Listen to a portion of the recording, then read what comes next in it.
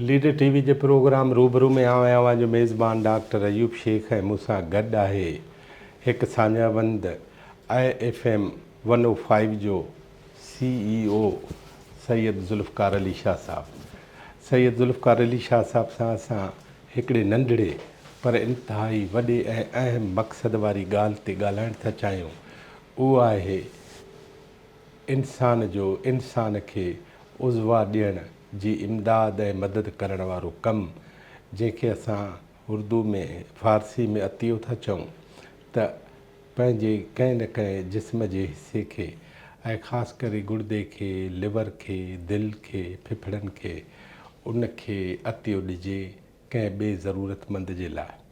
हीअ ॻाल्हि कंदे मां शुरूआति हिकिड़ी ॿी कयां त सिंध जो हिकिड़ो तमामु वॾो सान्यावंद ऐं जदीद सिंधी शाइरी जो हिकु अहम पाव जनाब डॉक्टर तनवीर अब्बासी पंहिंजे जीअरे पंहिंजूं अखियूं ऐं पंहिंजा गुर्दा उहे अते तौरु लिखी ॾेई वियो हो त मुंहिंजे मरण पुॼाणा उहे कंहिं न कंहिं ज़रूरतमंद खे ॾिजो। पर इस्लामाबाद में हुनजो आख़िरी ॾींहुं हुआ ऐं पोइ हुनजे माइटनि हुनखे उन अतियो उनजो न ॾिनो ऐं हुनखे बिना अती ॾियण जे मरी वञण सां दफ़न कयो इस्लामाबाद में। जनाब शाह साहब अस्सलाम वालेकुम। वालेकुम सलाम डॉक्टर साहब। असांखे हीअ ख़बर आहे त 1954 में हिन दुनिया में पहिरियों दफ़ो किडनी ट्रांसप्लांट थी। असांखे हीअ बि ख़बर आहे त 2007 में पाकिस्तान में क़ौमी असेंबली टिशू जेको डोनेशन आहे ऐं ख़ासि करे उज़वनि जी डोनेशन उनजो बिल पोइ वरी 2007 में उहो थियो ऐं 2008 में वरी सेनेट उहो कयो, 2009 में वरी सदर पाकिस्तान कयो। 3 साल त रुगो बिल ठहण में लॻा। मूंखे हिकिड़ो त तव्हां तारीफ़ ॿुधायो इन सॼी ॻाल्हि जो त असां उज़वनि जो अतियो ॾियणु या उज़वनि जी इमदाद ॾियणु या पंहिंजो अतियो कंहिं असां कई माण्हू ॾिठा आहिनि, कई औरतूं ॾिठियूं आहिनि जिन पंहिंजे भेणुनि भाउरनि खे अतिया ॾिना, गुर्दा ॾिना, जिगर लिवर ॾिनो। आकाश अंसारी पंहिंजे हिकिड़े पाड़े वारी खां लिवर वरितो, या असांजे दोस्त क़ासिम राजपर जी मरहूमा जेका घरवारी ज़रका उन पंहिंजी भेण खे गुर्दे जो अतियो ॾिनो।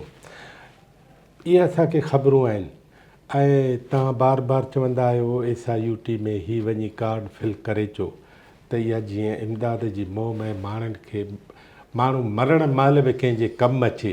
बिल्कुलु डॉक्टर साहब, हिन जी तफ़सील कुझु हीअं आहे त पाकिस्तान में दिलि जो ऑपरेशन बि कोन्ह थींदो हो।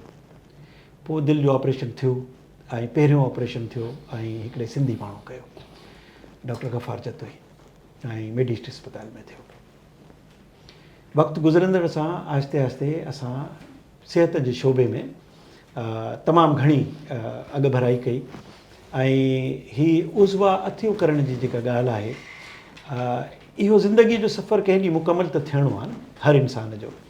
हाणे जॾहिं इंसान ॿिए इंसान जी जान बचाइण जे लाइ जिस्म जा उज़वा जिन जा नाला तव्हां वरिता, गुर्दा, जिगर या अखियूं, कॉर्निया जेका आहे, इहा जेकॾहिं ॿिए जे कमु अची सघे थी त वेंदे वेंदे को अहिड़ो नेक कमु करे वञे जो तव्हांजूं ईंदड़ नस्लूं उन ते फ़ख़ुरु कनि त मुंहिंजो अबो, मुंहिंजो ॾाॾो, मुंहिंजो परॾाॾो जंहिं इंसान जी जान बचाइण जे लाइ पंहिंजा उज़वा अतिया कया।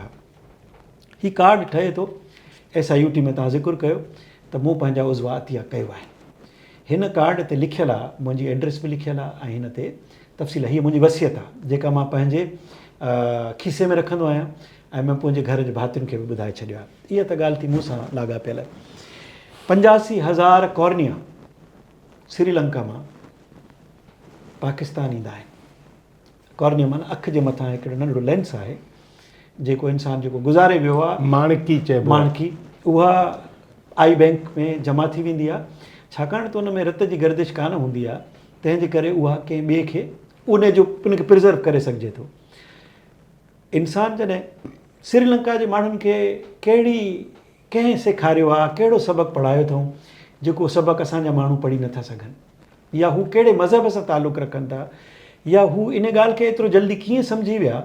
सॼी क़ौम इन ॻाल्हि ते मुतफ़िक़ आहे त हू जॾहिं बि गुज़ारे वेंदी त हू पंहिंजा उज़वा पंहिंजूं अखियूं हुननि जा कॉर्निया आई बैंक में हलिया वेंदा ऐं पोइ सॼी न रुॻो पंहिंजे मुल्क जूं ज़रूरतूं पर दुनिया जे ॿियनि मुल्कनि जूं ज़रूरतूं बि पूरियूं कंदा। इन कानून पास थियण खां पोइ SIUT में जिते ऑर्गन डोनेशन डिपार्टमेंट आहे उते वसियत जा फार्म भरे रखिया हूंदा आहिनि। उते केर बि वञी वसियत करे सघे थो ऐं उहा वसियत पंहिंजे घर भातियुनि खे ॿुधाए सघे थो। डॉक्टर साहिबु हिन में वधीक तफ़सील इन लाइ ॿुधाईंदो हलां छो मां त डॉक्टर न आहियां पर मां इन जी तरवीज करण जे लाइ गुज़िरियल 5-6 सालनि खां वठी मसरूफ़ आहियां। रेडियो ते इन ते कुझु जिंगल्स बि ठाराया ऐं बैत नज़मूं लिखियूं, कंपोज़ करायूं, उर्दूअ में, पश्तो में असां ट्रांसलेट करायो, बलोची में थिए पियो, पंजाबी में, सिंधीअ में।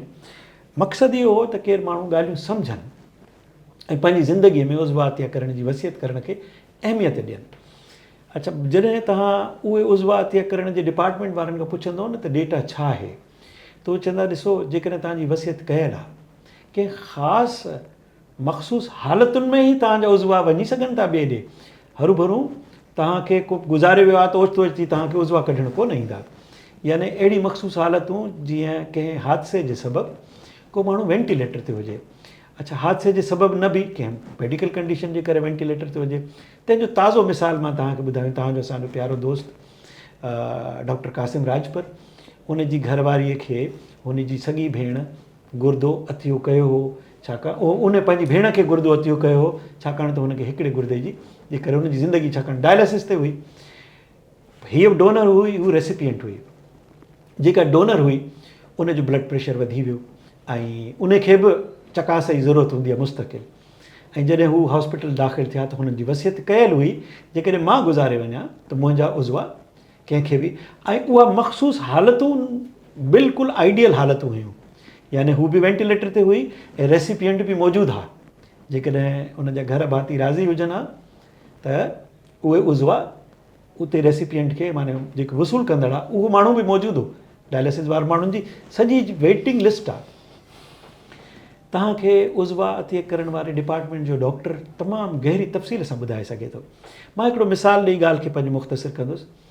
प्रोफेसर अब्दुल रज़ाक मेमन साहब असां वटि जिना सिंध मेडिकल यूनिवर्सिटी में प्रोफेसर हो। उन्हनि जी उज़वो अतिया करण जी वसियत कयल हुई। हुननि खे ब्रेन हेमरेज थियो ऐं हू अस्पताल दाख़िल थिया, वेंटिलेटर ते हुआ, ज़िंदगीअ साथ न ॾिनो ऐं हू दुनिया मां हलिया विया। पर संदन उज़वा ॿिए इंसान जी ज़िंदगी बचाइण में कमु अची विया। वाह। अब्दुल सत्तार ईदी तव्हांजे साम्हूं वॾी मिसाल आहे। समूरी हयाती हुन इंसानियत जी ख़िदमत करण जे लाइ उन्हनि खे बचायो। जॾहिं गुज़ारे वियो त उज़वा अतिया करण जी वसियत कयल हुई। हुननि जे अखियुनि सां यानी हुननि जे कॉर्निया, ॿिन्ही अखियुनि जी कॉर्निया जेका हिकिड़ी औरत खे हिकिड़ी मर्द खे लॻी जंहिंजो नूर मोटी आयो ऐं हू इन दुनिया जा रंग ॾिसी सघनि था। डॉक्टर साहिबु रुॻो हिकिड़ो तसवुरु कयो, हिकिड़ो बीनाई खां महरूम माण्हू उहो दुनिया ॾिसी सघे ऐं उहो जेको दुनिया ॾिसे पई। ॾिसो रत जो अतियो कयो था न, उन ॾींहुं तव्हां मूंखे हिकिड़ी ॻाल्हि ॿुधाई त तव्हां हिकिड़ी औरत सां अहिड़ी सां मिलियो जंहिंखे तव्हां रत जो अतियो कयो हो।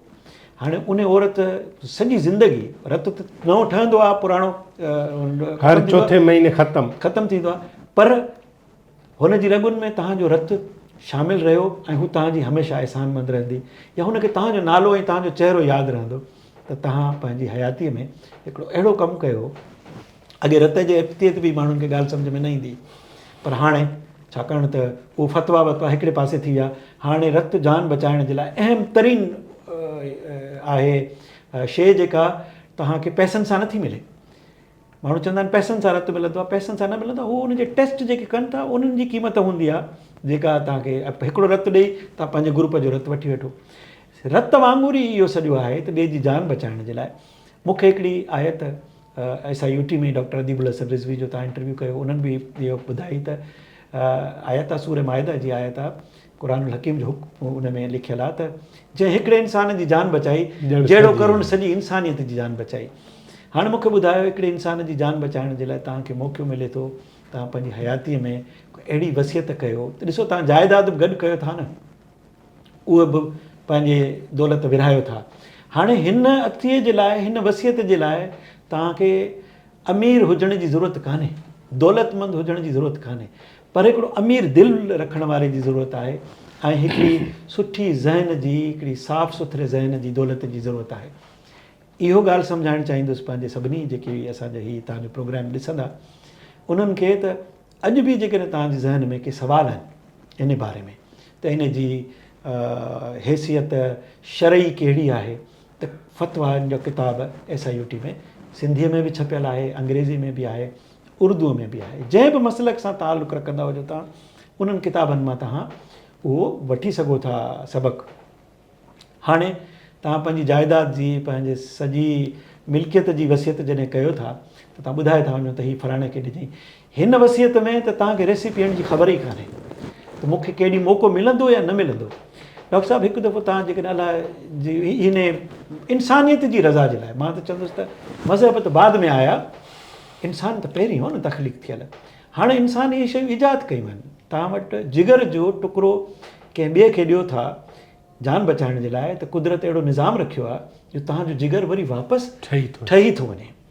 त ॿियो जंहिंखे तव्हां इंसान लख़्ते जिगर चवंदो आहे, जिगर गोशा चवंदो आहे पंहिंजे औलाद खे, ऐं जिगर जो रियल टाइम तव्हां टुकड़ो कंहिंखे ॾियो था कंहिंजी हयाती बचाइण, आकाश वेठो आहे न, ठीकु आहे न। त जेकॾहिं तव्हां त इन में डिॼणु कहिड़ो आहे?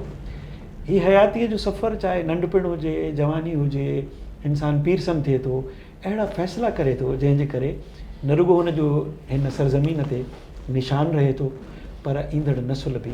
मूंखे ख़बर हुजे न त मुंहिंजे ॾाॾे ही नेक कमु कयो, खूह खोटायो पाणी जे जानवरनि जे लाइ, को अहिड़ो नेक कमु कयो हुनजे नाले सां को स्कूल आहे त तव्हां सोचो त केतिरो फ़ख़ुरु महसूसु। दादा हीअ जेको आहे न इहो मुंहिंजी निस्बत आहे, मुंहिंजे वॾनि जी आहे। त जेकॾहिं तव्हां अहिड़ो को कमु कयो आहे, तव्हां जेकॾहिं अॼु बि कंहिंखां पुछो न त तव्हां पंहिंजी ज़िंदगीअ में तख़लीक़ जो सबबु सुञातो आहे, जेकॾहिं न सुञातो आहे या को अहिड़ो कमु कयो आहे जेको तव्हां क़ाबिल फ़ख़ुरु सम्झंदा हुजो त मां इंसान हुजण जे नाते फलाणो अहिड़ो कमु कयो आहे जो मां इंसान चवराइण जे क़ाबिल आहियां, रुॻो नज़र कोन थो अचां पर मां इंसान आहियां बि, पंहिंजे अमल सां साबित कयां थो, त मां सम्झां थो त घणनि माण्हुनि वटि सिर्फ़ु एतिरो आहे त मूं अदा मस्जिद में चंदो ॾिनो, कंहिं ग़रीब जी मदद कई, कंहिंखे रोड पार करायोमि या कंहिंसां का ॿी नेकी कई आहे, या मां नेकी कंदो रहंदो आहियां, ठीकु आहे, इंसान जी ख़िदमत कंदो रहंदो आहियां।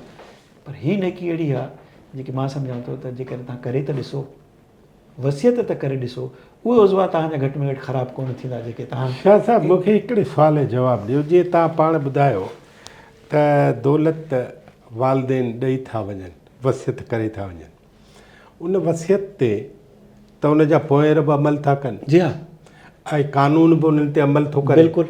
वकील ऐं जज बि चवनि था भाई लिखत वॾो जेका ॾेई वियो आहे जी बिल्कुलु, उहा खणी अचो। जी बिल्कुलु, ठीकु आहे।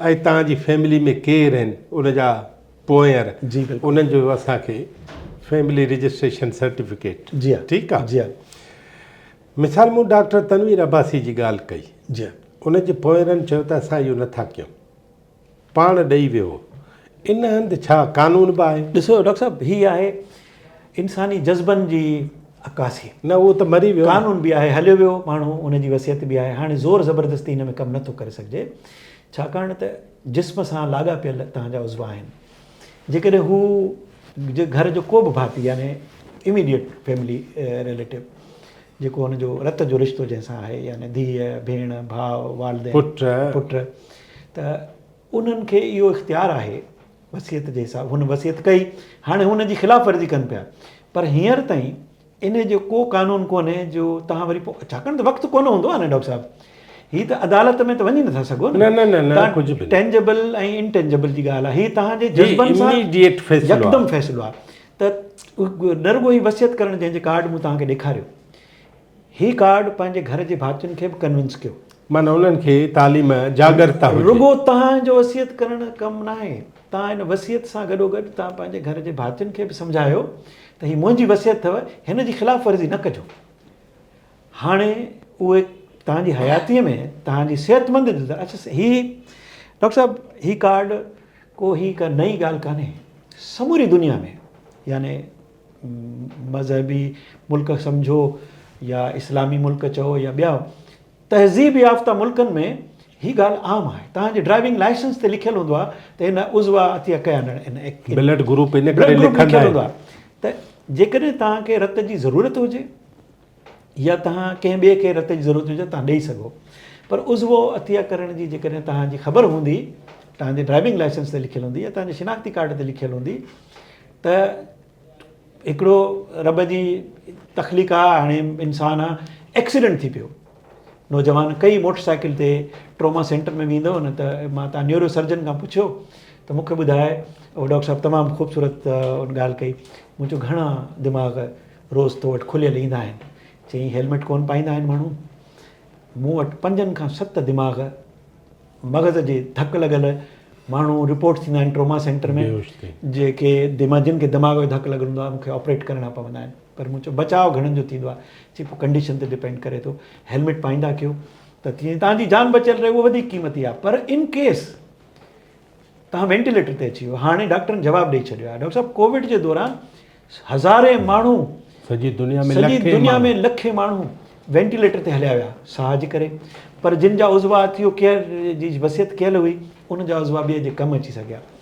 पाकिस्तान में ग़ैर क़ानूनी गुर्दा विकिणण जो कारोबार ख़ासि तौर ते पंजाब में ऐं ख़ासि तौर असांजे वफ़ाक़ी दारुल हुकूमत इस्लामाबाद में तमामु वॾे पैमाने ते थिए थो।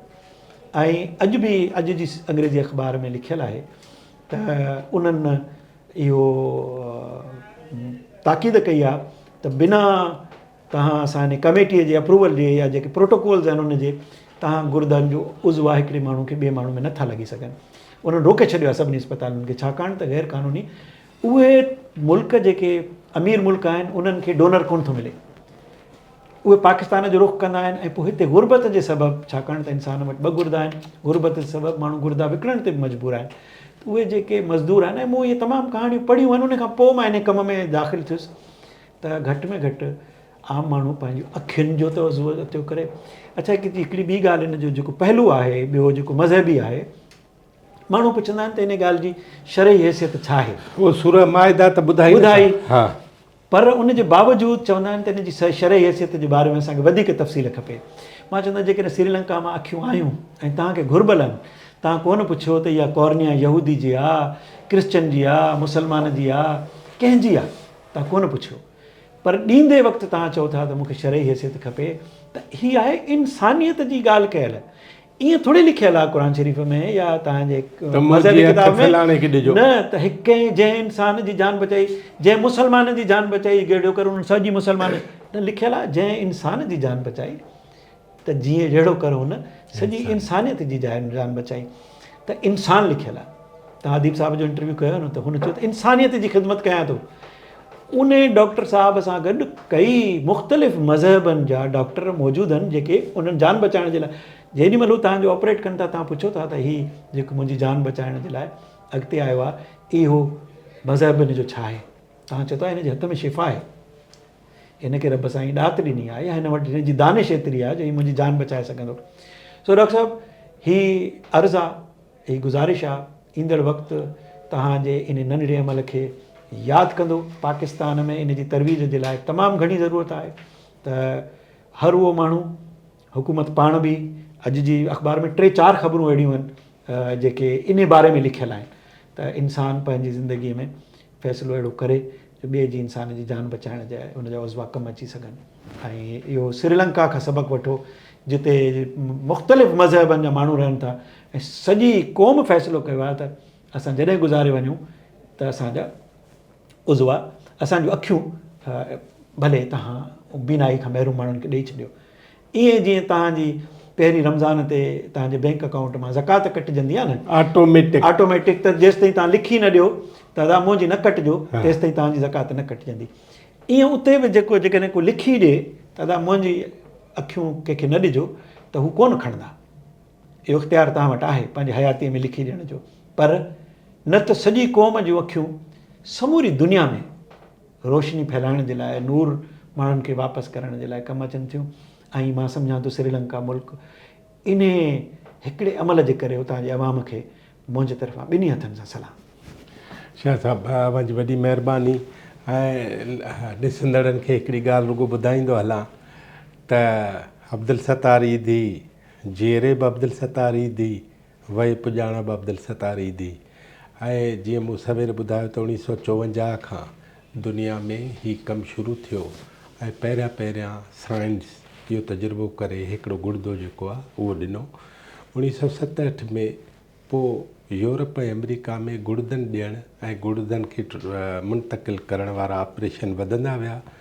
1968 में पहिरियों दफ़ो गुर्दनि ऐं लबलबे जो गॾियल ऑपरेशन थियो ऐं 1969 में पहिरियों दफ़ो इंसान जो जेरो ॿिए इंसान जे जेरे जो टुकड़ो कढी ॿिए इंसान जे ख़राबु थियल टुकड़े खे कढी उते हो लॻायो हुननि ऐं उहो कामयाबु ऑपरेशन थियो। इहे समूरा ऑपरेशन जनाब अदीबुल हसन रिज़वी साहब जे SIUT खां वठी शिफ़ा इंटरनेशनल ताईं ऐं मुख़्तलिफ़ ॿियनि हंधनि ते गंबट में लाड़काणे में इहे थियनि था। हाणे इंडिया में हिकिड़ो ऑपरेशन थियो आहे जंहिंमें भोलड़े जी दिलि जेका आहे उहा इंसान जे दिलि जहिड़ी हुई उहा उन्हनि उनमें तजुर्बो करे रखी ऐं 12 ॾींहंनि खां पोइ उहो माण्हू जेको आहे उन दिलि खे संभाले न सघियो। पर ही तजुर्बा आहिनि, पर ही शयूं त जेके शाह साहब ॿुधायूं आहिनि इहे हाणे तजुर्बनि खां अॻिते निकिरी वियूं आहिनि। ऐं मुंहिंजो पंहिंजो ख़्यालु हीअ आहे तव्हां लीडर TV जे मार्फत तव्हां सभिनी खे अपील कजे त कंहिं कंहिं माण्हूअ मंझि बणिया पर मूंखे अहिड़ा मुड़ुस वणिया जे जग सारो जरकाए विया ऐं पंहिंजो पाण बलाए विया। सो पंहिंजो पाण बलाइण जे लाइ पंहिंजे जिस्म खे मोए पुॼाणा बि कंहिंजे कमु आणण जी अचो त नयूं रिवायतूं विझूं ऐं अचो त पंहिंजो पाण खे कारआमद माण्हू बणायूं। लीडर TV ॾिसण लाइ अव्हां जी वॾी महिरबानी।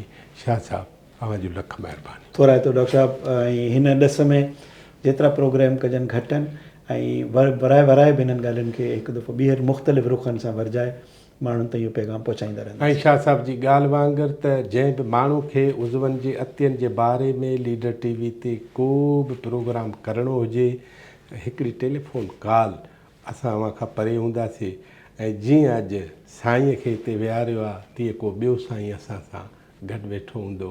अव्हां जी वॾी महिरबानी।